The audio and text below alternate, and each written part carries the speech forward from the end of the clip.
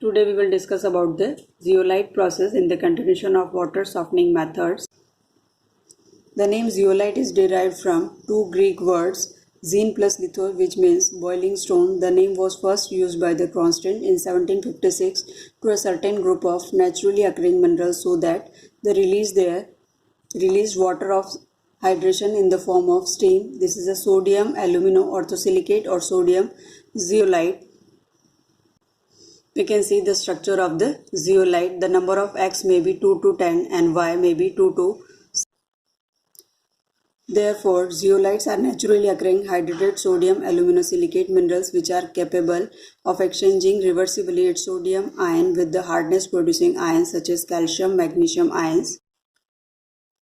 Zeolites are of two types, natural zeolite and synthetic zeolite. Natural zeolites are non-porous, amorphous and are derived from the green sand by washing, heating and treating with NaOH. Then the examples of natural zeolite, natrolite, thompsonite, lomonite.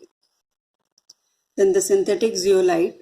Synthetic zeolites are porous and possess a gel structure. They are usually prepared by heating together china clay, feldspar and soda ash. Synthetic zeolite possess higher exchange capacity per unit weight as compared to the natural zeolite. Then the process. The zeolite process removes temporary and permanent hardness. Zeolite can be represented as Na2Z, where Z is the insoluble radical framework.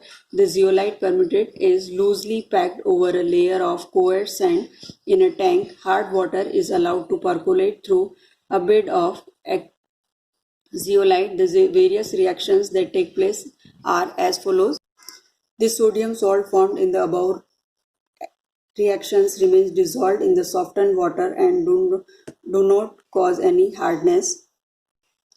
Then the regeneration of zeolite. When the process is continued for, the zeolite is completely converted into calcium and magnesium zeolite and gets exhausted. Now the supply of hard water is stopped and zeolite regenerated by the treatment for some hours with the 10% solution of NaCl.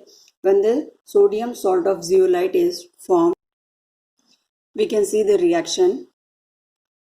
After this treatment, the packing is washed with water to remove the chloride of calcium and magnesium formed in the regeneration process. The washing are laid to drain and regenerated zeolite is used again for the softening process. Soft water obtained by this method is used for laundry purpose and cannot be used for boiling purpose because it may cause caustic embrittlement.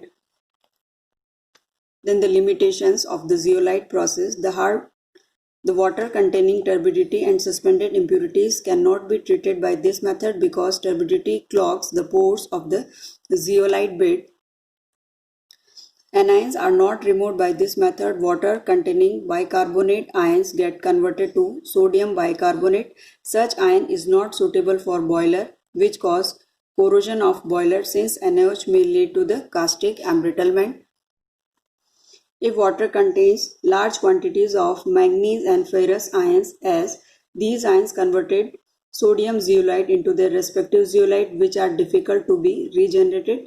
Water containing mineral acid destroy the sodium zeolite and hence they must be neutralized with sodium carbonate in advance before feeding the water into the zeolite bed.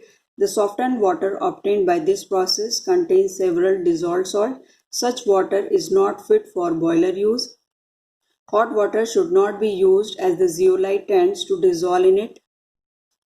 Then the advantages of the process. The hardness is almost completely removed and water of about 10 ppm hardness is produced.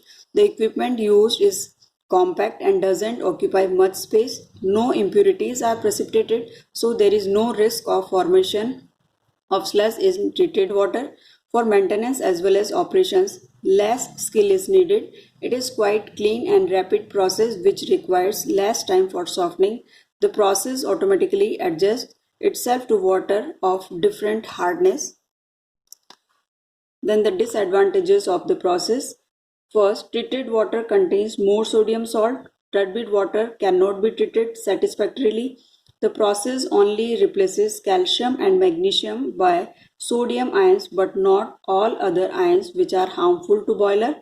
All acid anions like carbonate and bicarbonate ions leaves as sodium bicarbonate decomposes producing carbon dioxide, which results in corrosion, and sodium carbonate hydrolyzes to sodium hydroxide, which result in caustic embrittlement.